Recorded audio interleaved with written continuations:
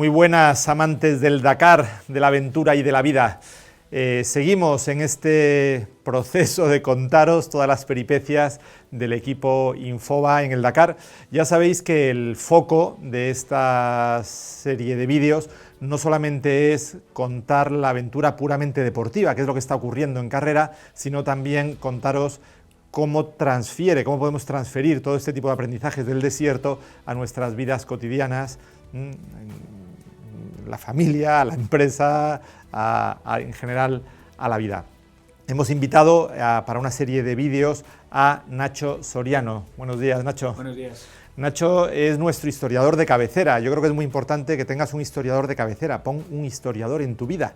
Yo con Nacho escribí Huellas de Gigantes, que es este libro maravilloso que si no lo has leído te encantará, donde hablábamos de cómo ha evolucionado el liderazgo a través de la historia, desde Aníbal Barca, pasando por Julio César, los Reyes Católicos, Harriet Tubman, llegando a Kennedy, Mandela, Steve Jobs, un libro apasionante, pero en ese libro no hablábamos de otro personaje, por ejemplo, que es Lawrence de Arabia, del que hablaremos en uno de estos vídeos que vamos a compartir con Nacho. Nacho, mil gracias por acompañarnos. Un placer siempre. Gracias también por haberte estudiado la historia del Dakar para poder compartirla con nosotros. Yo te quería preguntar, en este primer encuentro que vamos a tener dentro del marco de Infoba en el Dakar, las lecciones del desierto. ¿Por qué el Dakar es tan conocido? ¿Por qué tiene el impacto mediático que tiene? Se lo he preguntado a los pilotos, a los copilotos, pero te lo pregunto ahora a ti. ¿De dónde viene la magia del Dakar? Buenísima pregunta. Pues mira, la verdad es que es curioso porque hay carreras mucho más famosas y sobre todo mucho más antiguas. Tenemos, seguramente a mucha gente le suenen, las 24 horas de Le Mans, tenemos Indianápolis, tenemos el Gran Premio de Mónaco, ¿no? Grandísimas, icónicas carreras que han tenido películas que teóricamente tienen una raigambre mucho más fuerte, ¿no? Y sin embargo, la carrera más conocida del mundo es el Dakar, ¿no? Yo creo que en primer lugar, la primera fotografía que podemos ver aquí habla un poco de dos caras del Dakar que son muy interesantes. La primera que aparece a la izquierda es de los hermanos Mogó, que fueron uno de los primeros locos que se apuntaron a esta carrera en 1979, en su primera edición, y que lo corren con un Renault 4 latas. Si te fijas, es un cacharro. Sí, el famoso 4 latas el que 4 tenía las marchas 4L. y que siguen haciendo raids y normal, sigue habiendo competición de este tipo de vehículos. Pues ¿por qué? Porque hay gente que con los medios que tiene, con las posibilidades que tiene, se apunta al Dakar. Porque son gente enamorada, ya no es una carrera, es una aventura, ¿no? Y de hecho yo creo que ese es el gran valor del Dakar, el que el Dakar ha conseguido trasladar esa sensación de aventura, esa sensación que tuvo su creador original, Thierry Sabine, cuando habla de el hombre y la máquina contra la naturaleza. No es una carrera en la cual lo importante sea ganar. De hecho, la mayoría de los participantes dicen, yo lo que quiero es terminar. Porque es una carrera, vivir la aventura, o sea, hay un porcentaje de abandonos tan alto, a veces incluso del 50%, que la gente lo que quiere es esa aventura extrema, esa sensación de puedo hacerlo, puedo conseguirlo. Entonces no se convierte en una carrera contra otros corredores, como son la mayoría de las carreras, sino es una carrera contra uno mismo, contra la naturaleza, contra la mecánica de tu vehículo, ¿no? De hecho, estos hermanos Morro, por ejemplo, llegaron con un coche totalmente artesanal a los primeros puestos de la clasificación. De hecho, incluso la casa Renault les ofrece un coche diciendo, joder, esta gente se lo está currando tanto, tienen tantas ganas, le meten tanta pasión, que al final incluso la propia casa Renault les apoya, ¿no? Entonces yo creo que es una de las características fundamentales del Dakar, ¿no? Que no es una carrera, es una aventura. Y como aventura, como decía Óscar el otro día en otro de los vídeos, nos llama a todos. Yo no soy un apasionado del motor, pero sí soy un apasionado de la aventura, ¿no? Entonces, por ese lado, por el lado de la aventura, millones de personas conectamos con el Dakar. Es curioso que el Dakar convoca a un montón de gente que no ve otras competiciones, pero sin embargo sí sigue y sí le fascina el Dakar. También hay muchos Dakares dentro del Dakar, luego hablaremos de ello, porque hay Dakares que tienen mucha más aventura y otros que es casi más el evento deportivo. Desde el punto de vista de la historia, cuéntanos un poco de Thierry Sabine, sí, que crea el Dakar, que él ya era corredor de rallies, que acaba muriendo en un accidente también en el Dakar. ¿Quién era esta figura tan carismática? Pues Thierry Sabine es un corredor de carreras en un principio y es un hombre que le atrae esta figura de estas carreras especiales que son los raids, y de hecho en 1977 en el raid Abiyán-Niza, que recorre el norte de África, tiene una experiencia En un principio deportiva, pero que acaba convirtiéndose en una experiencia vital. Y es que se pierde durante varios días en el desierto del Teneré. Y tiene una epifanía ahí en el desierto. Sí, una epifanía cercana a la muerte, ¿no? En el sentido de que está perdido, de que la organización no le encuentra, de que pasa 2 días en un lugar que lo describe como un lugar sin una sola sombra. Y se llega a tener claustrofobia de esa sensación que tenía de que no había ningún sitio donde esconderme, ¿no? De que todo era exactamente igual.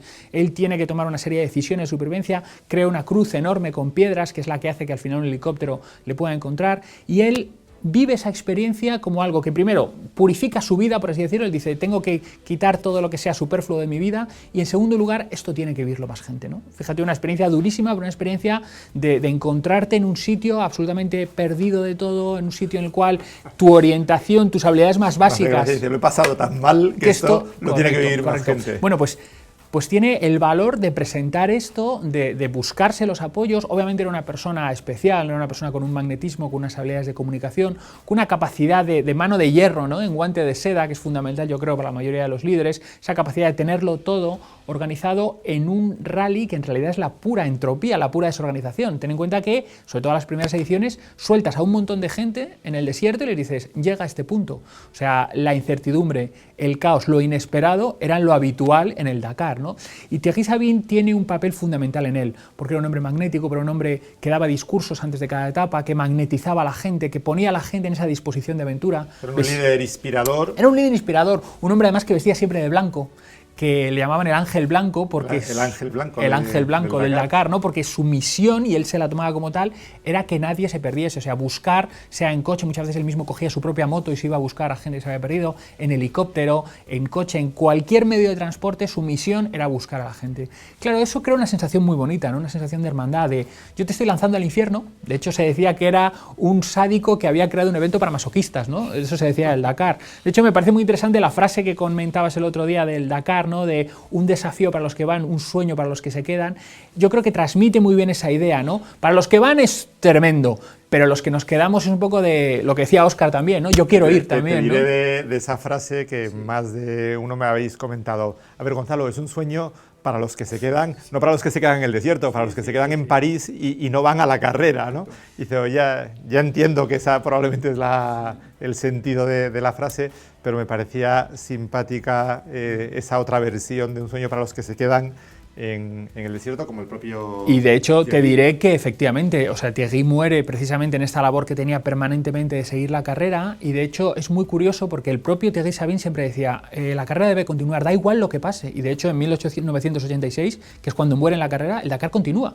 O sea que no se cancela nunca el Dakar si no es por razones de seguridad máxima de todos sus participantes, ¿no? De hecho, creo que solo hay un par de ediciones que Thierry suspende la carrera un par de días porque se le ha perdido a la mitad de la gente, entonces están repartidos en un radio de 1000 kilómetros y tiene que aglutinarles todos antes de que la carrera continúe, pero que solo circunstancias muy extremas hacen que se pare la carrera, ¿no? O sea, esa idea de continuar la carrera a cualquier precio, ¿no? De hecho, hay una frase legendaria del Dakar que cuando los pilotos se quejaban, pues eso, de lo mal que lo estaban pasando, de las condiciones, de que faltaba tal cosa, de que no había comodidades, directamente Thierry y toda la organización decían, c'est l'Afrique, pardon, o sea, es África, amigo, con lo cual esto es lo que hay, esta es la carrera, o te vas o continúas, pero no te vengas aquí quejándote de tal.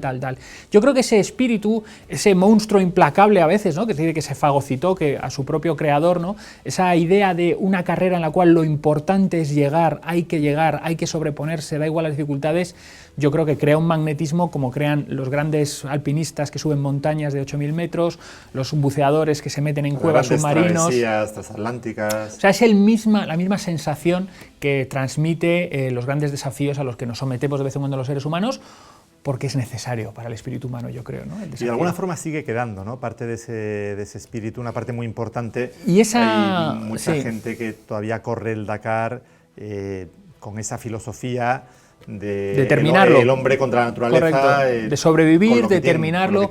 Y ese yo creo que es el gran valor, ¿no? Que no es una carrera, es una prueba de supervivencia contra uno mismo. Yo no compito contra ti, compito contra mí mismo, contra mi máquina, contra los problemas de la naturaleza.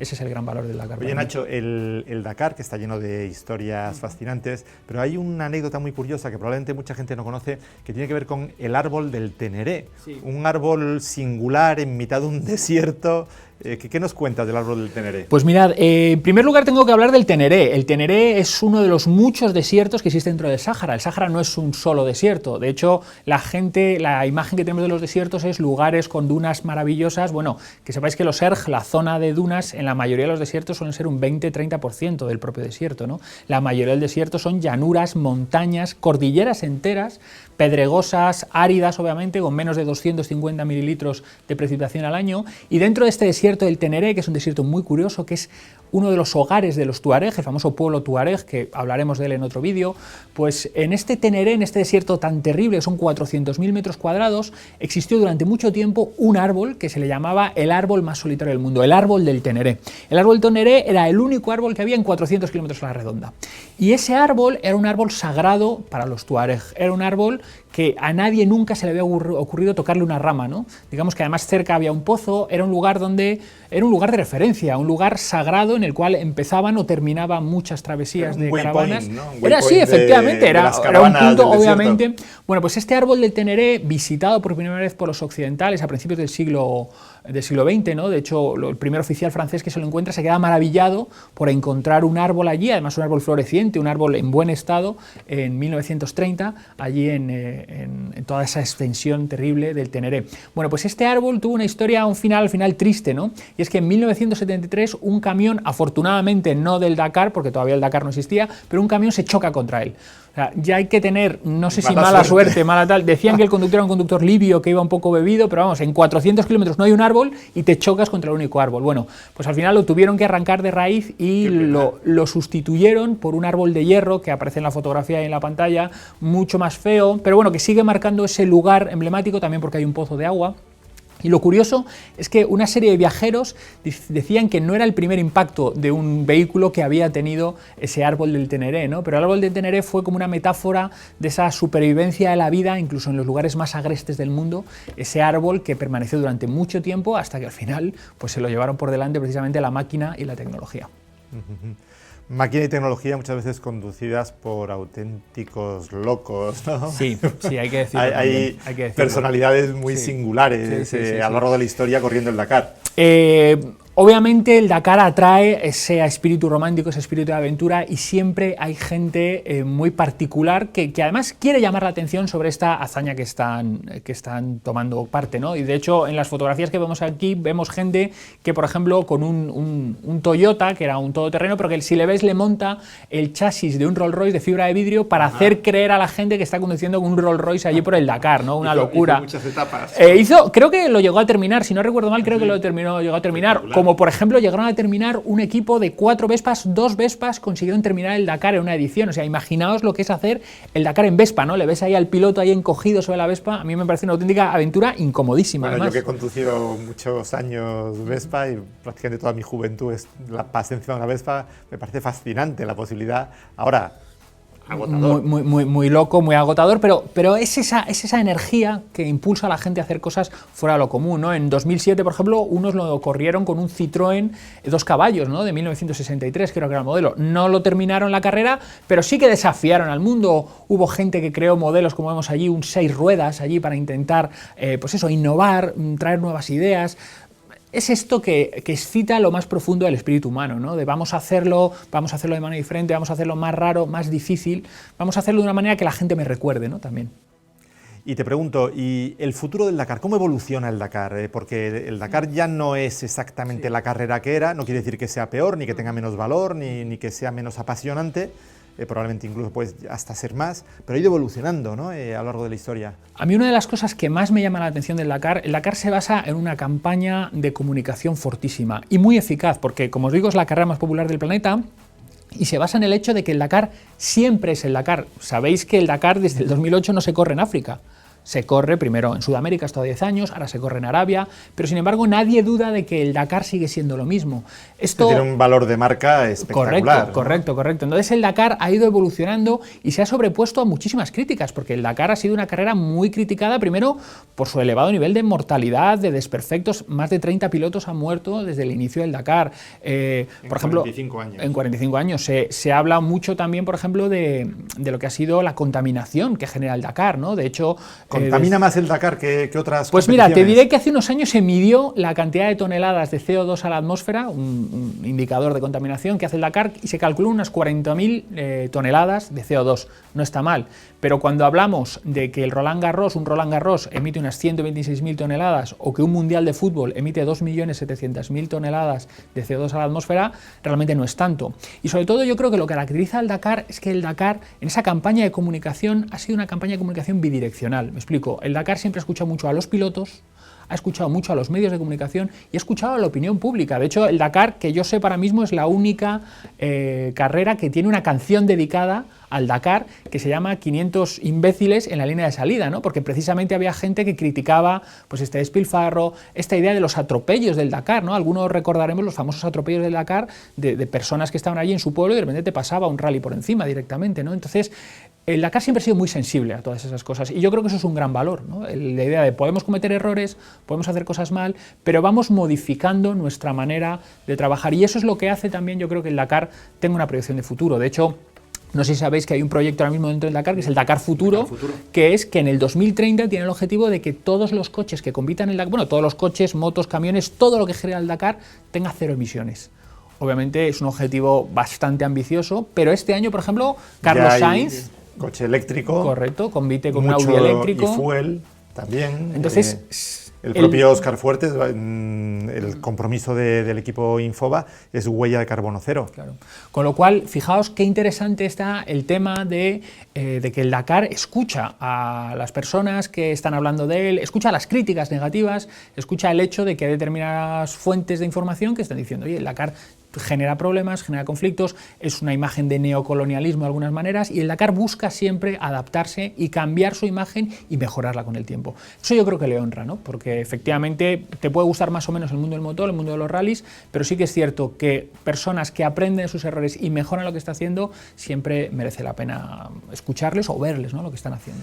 Déjame que profundice un poco en esta idea del neocolonialismo. ¿Tú crees que hay un punto neocolonialista en la concepción del Dakar? Yo creo que el Dakar surge de una idea de el mundo occidental quiere seguir explorando, pero muchas veces no estamos escuchando, no estamos preguntando a la gente del país hasta qué punto, oye, esto te genera un impacto, esto te genera incomodidades. Es cierto que el Dakar, indudablemente, país al que va, país al que genera riqueza, esto es así, genera, por ejemplo, ahora que está en Arabia Saudí, pues el turismo a Arabia Saudí, las inversiones en Arabia Saudí. Bueno, para mucha gente pone Arabia Saudí en el mapa. Por ejemplo, o sea que indudablemente siempre es un valor positivo, pero sí que es cierto que en las primeras ediciones del Dakar, cuando hablábamos de atravesar el Sáhara, se veían a los equipos poderosísimos occidentales atravesando aldeas allí misérrimas en mitad del África más profunda y claro, eso generaba un contraste que había mucha gente que yo creo que a todos nos ha pasado, ¿no? Que no nos ha pasado desapercibido oye, y esta gente realmente no podría hacer.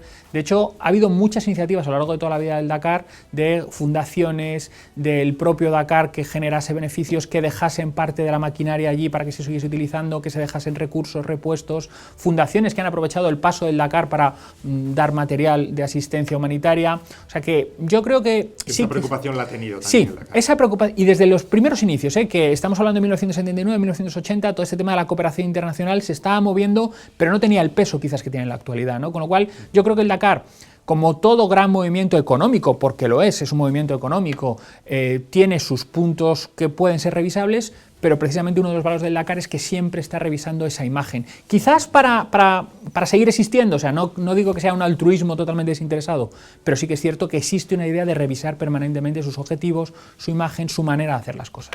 Oye, Nacho, y como historiador, ¿qué te gustaría contar dentro de unos años de lo que ha sido esta edición? Pues mira, un ejercicio de irte al futuro y decir, si yo vuelvo, ¿qué me gustaría contar? Tenemos este año un nuevo Dakar en Arabia, es un Dakar curioso porque rodea algunos de los grandes desiertos, luego hablaremos del cuadrante vacío de Arabia Saudí, que es uno de los desiertos más duros del mundo, del Ad-Dana, que es un desierto vertical que cruza allí la península arábiga. A mí sí me gustaría ver en primer lugar paisajes increíbles, que es un poco una de las características del Dakar, lugares espectaculares. Y que Arabia es espectacular. Y tremendamente desconocida, como decías, ¿no? O sea, efectivamente, toda esta infinidad de desiertos que existen dentro de Arabia. Pensamos que todo el interior de Arabia Saudí es igual, ¿no? Y no, los desiertos son bellísimos, pero muy diferentes. Hay diferentes regiones, diferentes tipos de desiertos. Me gustaría, en primer lugar, ver lugares desconocidos, ver lugares recónditos. Me gustaría ver historias, sobre todo, de humanidad. Y humanidad es el éxito y es el fracaso. Y es el compartir. Y es el piloto que de repente pierde una carrera o pierde una etapa por ayudar a su compañero que está... O sea, me gustaría ver esa conexión humana entre nosotros, entre los seres humanos, sea con miembros del equipo, miembros de la organización, personas allí que vivan.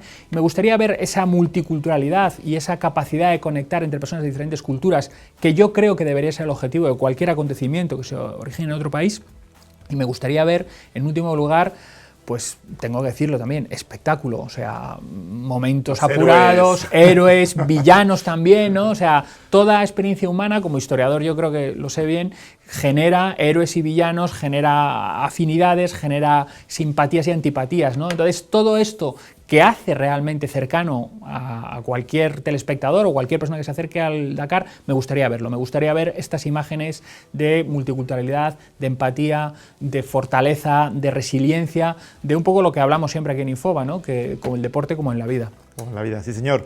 Y así cerramos estos vídeos. Nacho Soriano, historiador, mil gracias por acompañarnos, por regalarnos todas estas piezas de información. Yo cuando viajo con mis hijos siempre les digo, siempre que podáis, buscar un guía que os cuente lo que estáis viendo, porque la diferencia entre ver algo bien guiado o sin guía es que no tiene nada que ver. En este caso hemos invitado a Nacho a que nos guíe por lo que es la historia del Dakar. Le seguiremos viendo y a todos vosotros, pues nada, un fuerte abrazo, a seguir la carrera y ya sabéis, en el deporte como en la vida.